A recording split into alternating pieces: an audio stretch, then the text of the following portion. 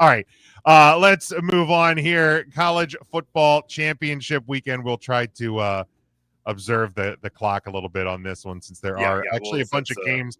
These all have playoff implications. There's other conference championships being played Friday and Saturday, but these are the ones that have playoff implications. So we start 7 p.m.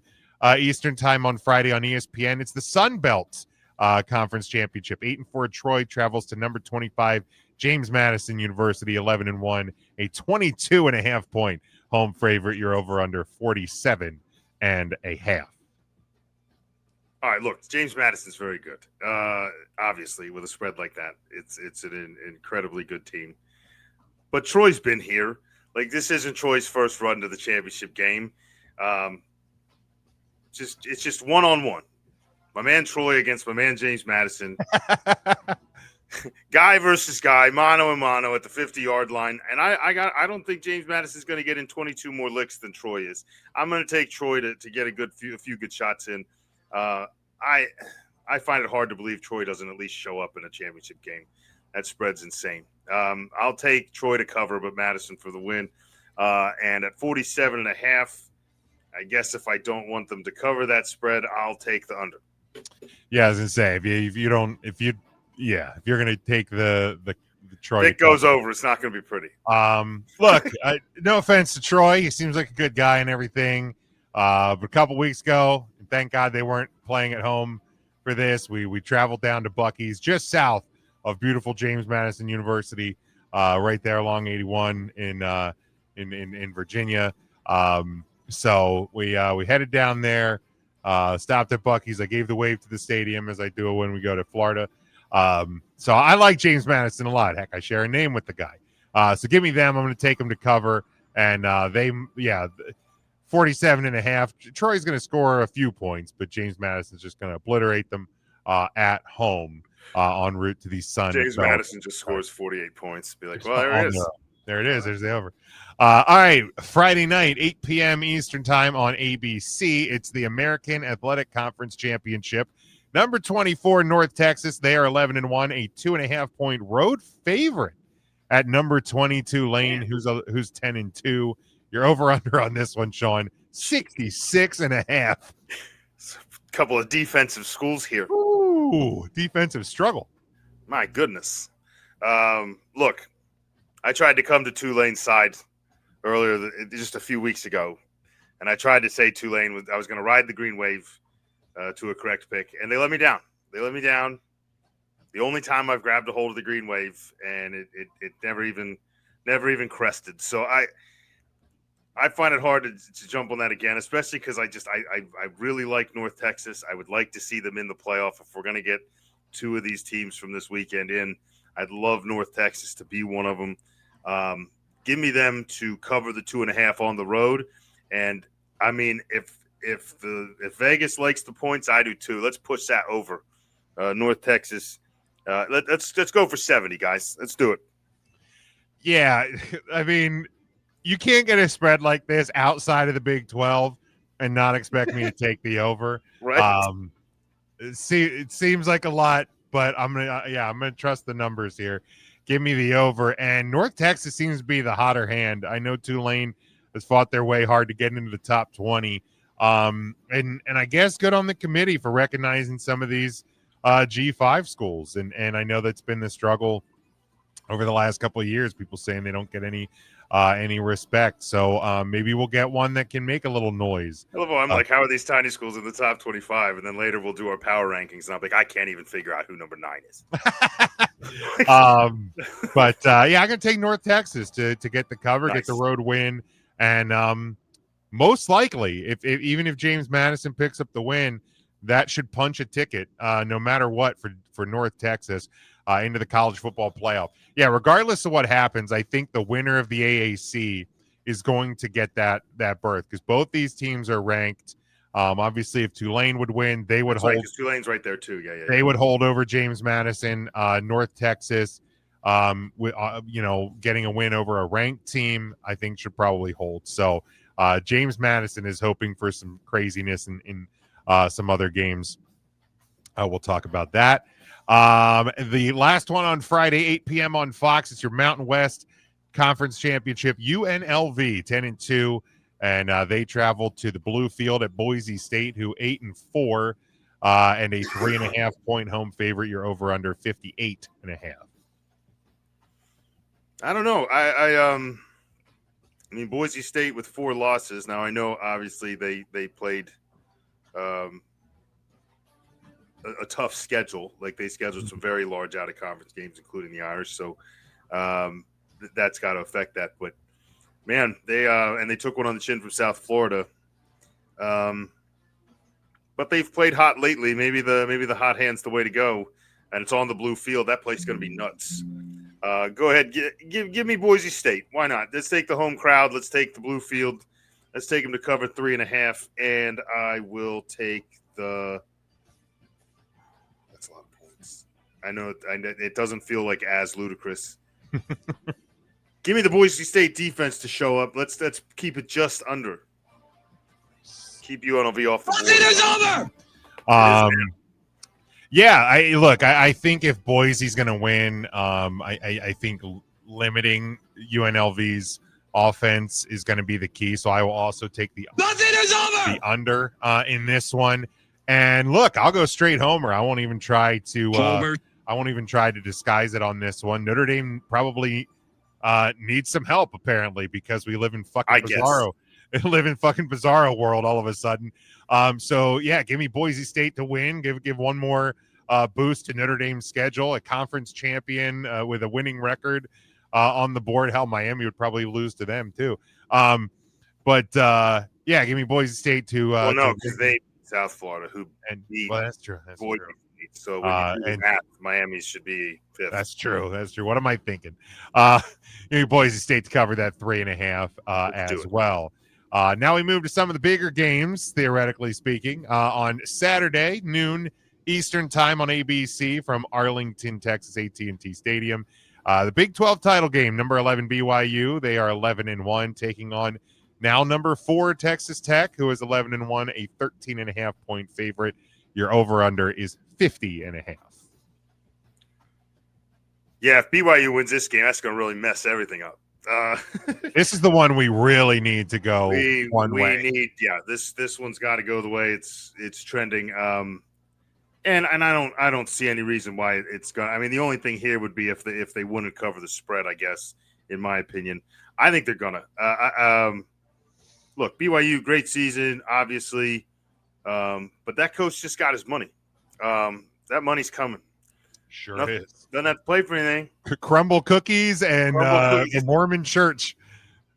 Let's start dunking those crumble cookies on the sidelines. Let's celebrate that new money and forget there's a football game. Come on, Red Raiders.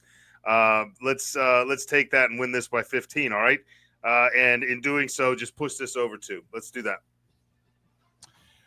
Yeah, look, again, I'm this is going to be a theme for me in these games. We need a Texas Tech win. We need a dominant Texas Tech win. So give me the over. Let Texas Tech get the over by themselves, by all means. Let's do that. Yeah, it's good too. Cover the 13.5. Texas Tech, the Red Raiders get a win in Texas. They probably don't like Mormons. Good game in Texas. Yeah, it's at Arlington at the Cowboy Stadium. Gotcha. So should feel like more of a home game for the Red Raiders there. Mormons have money. They'll travel. They do. They will. They spent it all this week on that head coach. They did. They don't have. They had to sell their tickets to the game. To not go to Penn State. Yeah. To not go to Penn State. All right, next one. SEC title game, 4 p.m. Eastern time on ABC from the Mercedes-Benz Stadium in Atlanta, Georgia. It's the number 3 Georgia Bulldogs.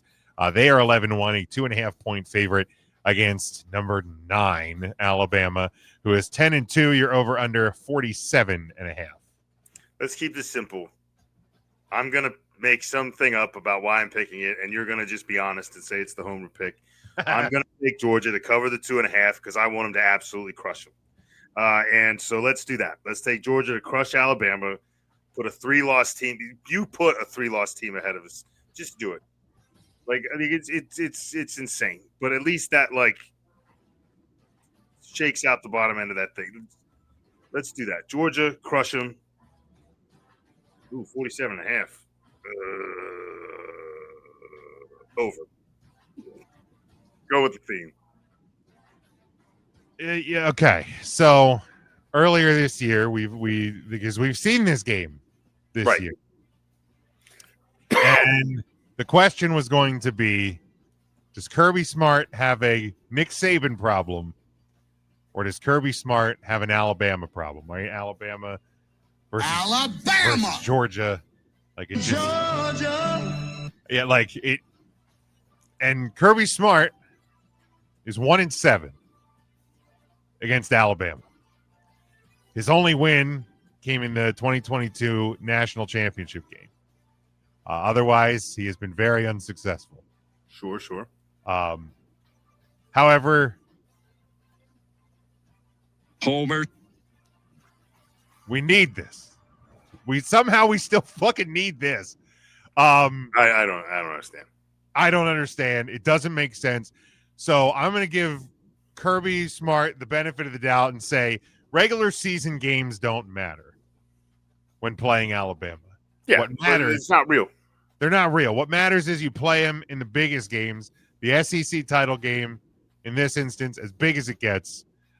Give me Georgia to win. Give me Georgia to cover. I will take an under because Alabama is not going to be able to score enough. Yeah, that's almost where I was at. That's almost where I was at. To get it over. They're going to mention you catch Alabama riding this hot. They might have a hangover game here. They had that big fourth down conversion and those 2 turnovers. Right. I mean, that big win over probably exhausting. It's got to be. Get out of here. Why are we even doing this? Fucking real. Barely beat Auburn. Fake ass playoff bullshit. Fucking SEC bias. Go Georgia. Go Dogs. They just not going to hear me say that a lot. I made it almost 2 full shows without dropping a curse word. That's okay. I got enough in for the both of us. Then we go to what may be the most embarrassing conference championship game we've ever played. I'm looking forward to it. I'm looking forward to it as well. And I want the chaos button, so I already know where I'm going. But 8 p.m. Eastern time, they got prime time billing for this crap. Why? 8 p.m. Eastern time on ABC from Charlotte, Bank of America Stadium. It is the 7-5 Duke Demon Deacons taking on the number 17 Virginia Cavaliers. 10-2, 3 and this is the crazier part. If they lose, can they even make a bowl game? Only make a bowl game at 500. Yeah, they make a bowl game. They'll be just above. 3.5 point favorite on a neutral field versus a 7-5 team. You're over under. They're 10-2. That's unbelievable. They're 10-2. What has happened? This game should be at 10:30 in the morning on Lifetime. It's unbelievable. Put it on Animal Planet. People accidentally tune in. Stop it. Get some help. God. ACC just bashing the one team that plays against, helps their conference's schedules out. It sucks. Yes. Oh, it sucks. It's so bad. It's embarrassing. Cam Ward, you said it. All right. And he's from the ACC. I know. All right. Anyway, the team that couldn't play in this game, by the way. Obviously, I want Duke to just fucking shock the world. Let's make this insane. 3.5. Like I would have. I should not take Virginia here. Like this, it's obviously Virginia, right? Like it has to be. Right. Theoretically, it's unbelievable. It's all make believe, James. I'm gonna. It is. Duke. It's all. When Duke wins it, we're gonna be the only podcast that has adamantly just look. Duke's gonna win. Right. Because they are probably like. I mean, I've seen them play basketball. They're probably better somehow. Yeah, they got it's a very athletic school. Riley Leonard question. Whatever. Give me. That's right. He did come from Duke. He did.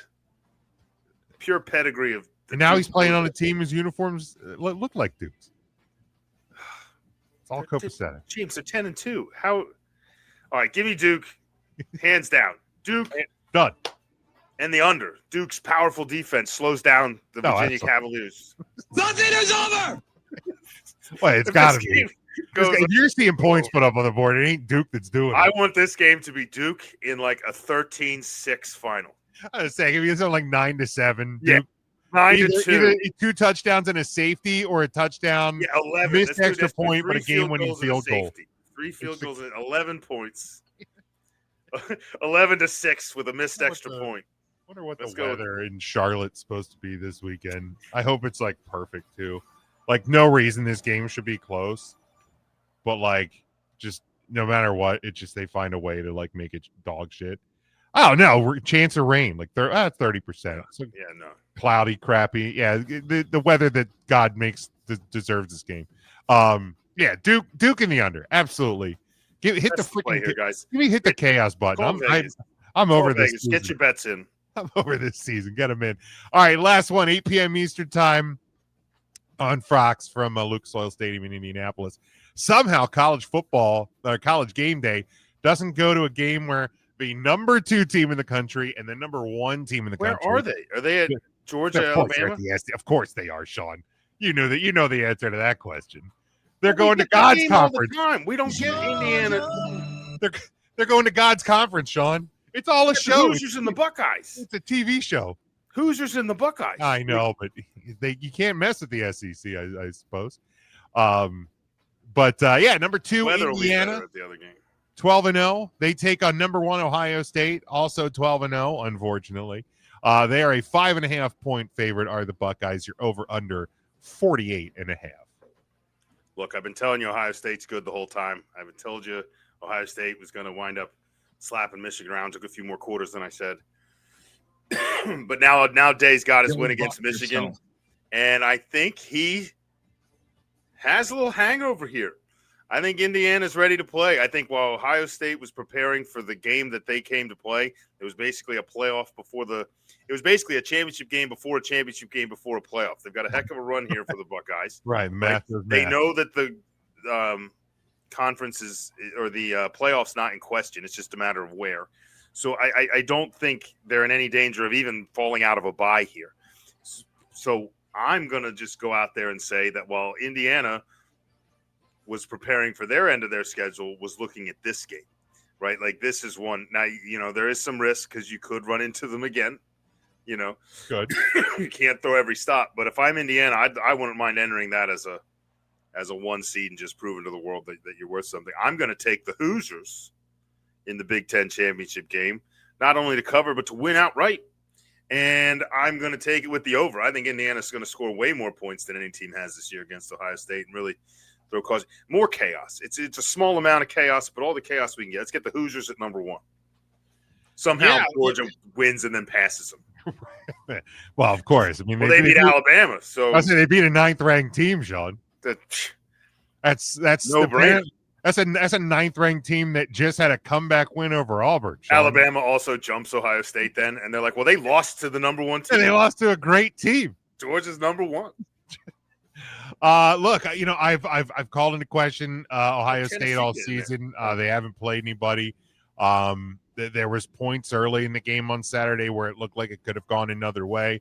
Unfortunately, Michigan was not able to capitalize.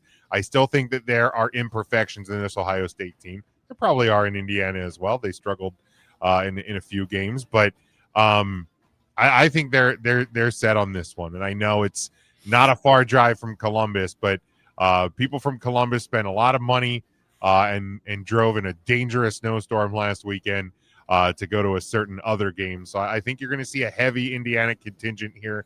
Almost going to be a home game for them. I like Indiana in this one too. I think they at the very least cover. I think this is going to be a tight game. I like them to win outright too. I like that hangover theory. In Ohio State had 1 game circled on their schedule this year, and they now have that in their rearview mirror.